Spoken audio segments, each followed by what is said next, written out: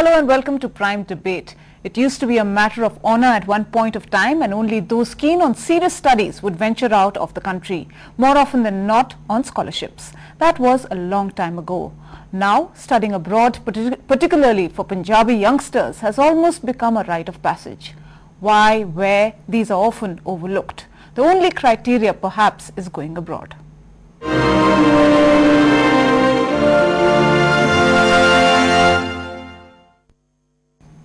Is education abroad a means to an end or an end in itself? Is a student visa a quest for quality education or just another way to get out, or is it a mix of both?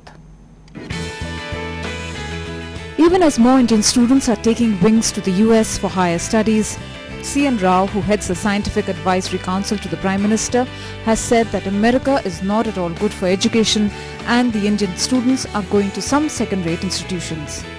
Rao might have made his point keeping in view the visa fraud at Tri-Valley type of universities which had to recently shut shop. But he is not wrong. Just because you go abroad doesn't mean that you get a good education. In the region, of course, the hard truth is that if the parents can afford it, the kids are sent abroad to study. Where, at most times, becomes immaterial.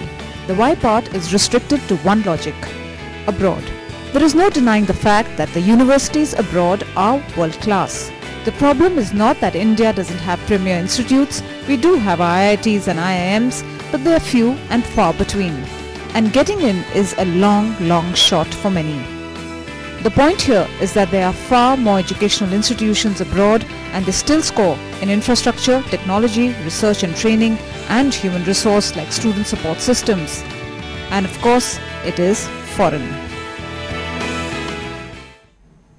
And to discuss how good is education abroad, we have in our studios Dr. Vipin Dewan, the Director, Centre for Management Training and Research, Kharar; Dr. Bhupinder Barar, Dean, University Instructions, Punjab University; Dr. H.L. Vasudeva, who is the Professor of Mathematics, he retired from Punjab University; and Safina Butalia, she's a student who's studying in Singapore.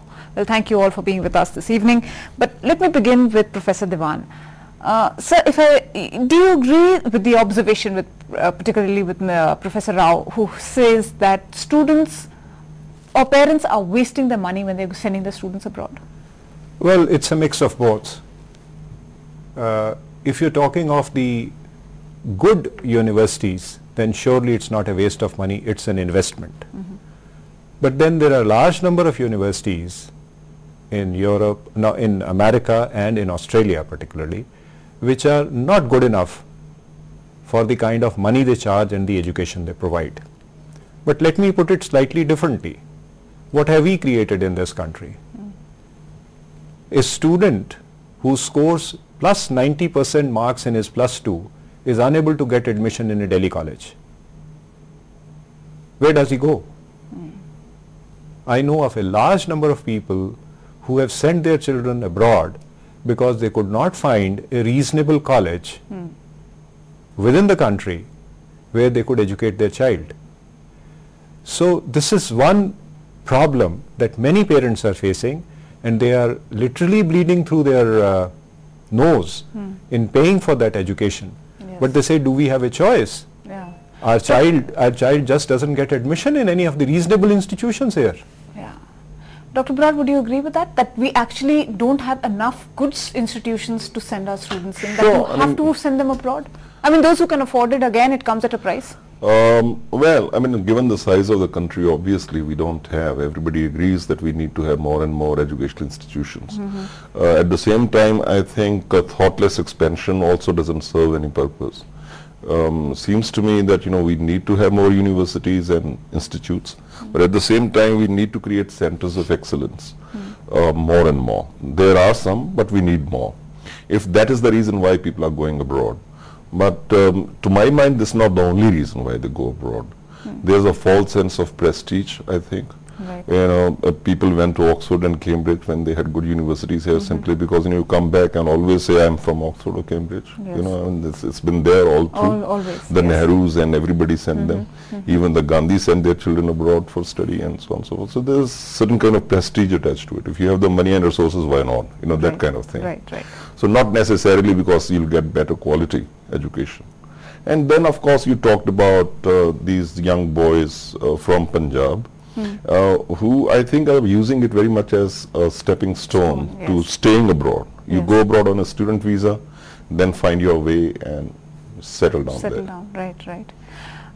Dr. Vasudeva, what about, I mean, you've continuously been abroad, you've gone and studied a number of times. What do you think is really a difference? Now we're talking about education. I'm not talking about the students today just going abroad to study, but let's start with education. Do you think there is a marked difference? There is marked difference when you go to a good university. You see, for instance, if one can go to Tata Institute of Fundamental Research to study mathematics, then I think he will not find much difference if he goes even to a good university in USA or UK.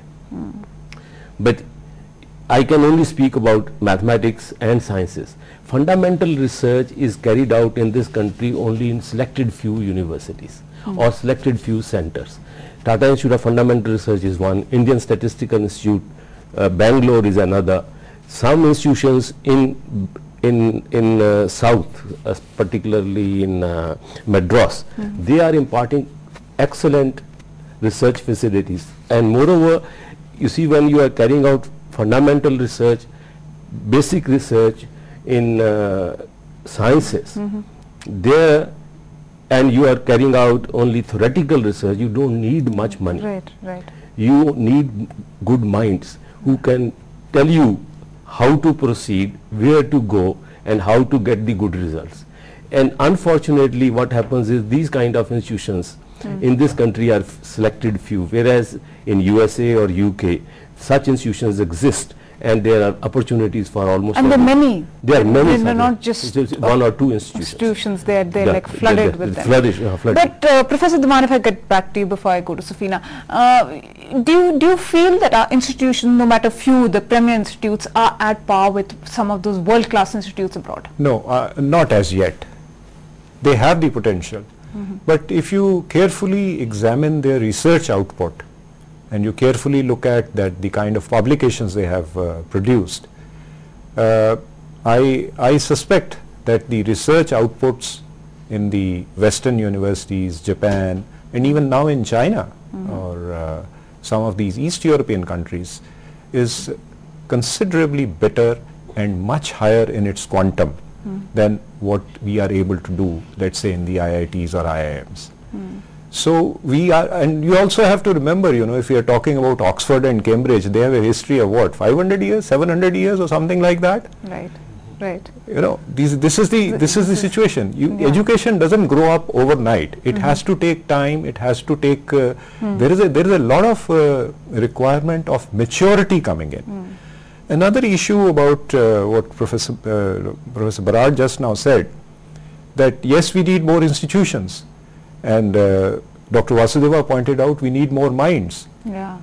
From my experience, recent experience of the last 8 to 10 years, where there has been a mindless expansion of all kinds of education, especially the technical education, where are the teachers? Yes. Our Minister Kapil Sibal says that we should have an increase in the gross enrollment ratio. But where are the teachers? I think he's Who's going to teach? equally concerned about the teachers as well. We actually don't have but teachers. where do you produce teachers? Yeah. To produce a teacher, you have to work backwards for at least 10 to 15 years. Nobody becomes a teacher overnight. And somebody has to have that mindset.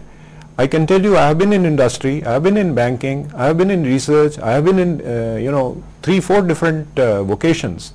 Teaching is perhaps the most demanding profession that you can think of. The only other profession which I think demands more is the profession of medicine or surgery, which requires a much greater, a much lower tolerance for any error. Yeah. And that's why, if you remember, we only talk about, professions which are just 3 to my mind, either teaching or medicine or defense, that is the army. Rest are vocations. Yeah. That's how I look at it. Yes. Because this is where you need to have a very, very strong and stringent code of ethics, and ethics which has to be enforced by the individual himself. Nobody can enforce it. No regulatory body, no regulation can enforce it. It has to be enforced from within. Let me give you, the higher education thrives on one simple thing which is referred to as peer review. Now, peer review requires people to be tolerant of criticism and be able to take the criticism, criticize as well as take the criticism in the right spirit. Yeah. Is it so easy? Yes. It's one of the most difficult things to do. Right. You know, I will bring Safina in because Professor Dewan has given us some very valid points. But what was your major criteria of going abroad? I mean, I've heard from you. You went to Sanaa, then you went to Bangalore. You studied there. You were in Delhi for a short while, and then you decided to go to Singapore. What was your whole idea? Why did you do that? I was studying in Bangalore for about 3 months. I was in Christ University, and the way I was doing hotel management. The way they used to teach you, it's like, you know, they would spoon feed you all the time, and they would be like, if you're 2 minutes late, you stand outside the class, you don't enter, you can't talk in class, you can't, and that's not the way I was taught in Sanaa also. You know, the teachers were a bit more lenient and everything. And then I was in Delhi, which was again a college from Singapore. So they were still more lenient. They were teachers from outside. They would like let you talk, and they let you eat in class and everything like that. That's why I decided to like get out of India and then go study outside. Okay. You know, this would be hers is a case where a lot of students like her would say that we are so restricted. Yes, teaching is at fault when she's gone to Christ University in Bangalore, and you're treated not as an adult. Is that also because we don't have good teachers? Is that because they don't have the maturity to handle students anymore? No, you know, talking in general terms doesn't really lead us anywhere. You know, I had the opportunity of being a student at JNU, and our teachers used to smoke in the classroom and allowed their students to smoke in the classroom. We could carry our burgers, but I don't think JNU is a great institution simply because the teachers smoked in the classroom and allowed you to smoke or carry your burgers into the class or whatever.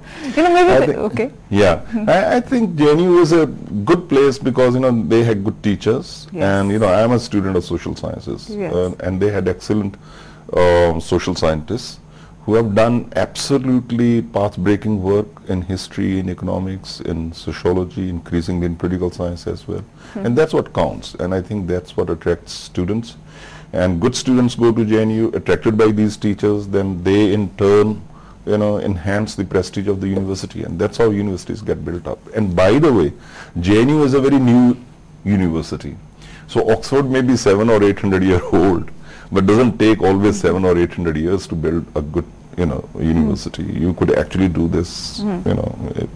I think the dynamics of building an institution are really critical issue here. Yes. And somehow our Ministry of Human Resource Development, the name itself is telling though, you know, I would much rather call it Ministry of Education, okay. I think they don't do serious thinking about, now they have set up 17 or 18 central universities, and then they said, okay, each state will get one university, and then each state said we'll set it up in the most backward area, you know, because it doesn't have a university. Now tell me, why would a young bright teacher want to go to the most backward area of a backward state? Right. If he's actually good. Right, with the result that these universities have not taken off. Okay. So if you want to create centers of excellence, then you have to have, you know, that kind of attitude. Okay, where do we set up this place so that it becomes a center of excellence? Now this has nothing to do with expansion of education. Expansion of education should mean schools, should mean colleges, but should not mean universities with potential for excellence. I think these two are separate. Separate, yeah. Absolutely separate issues.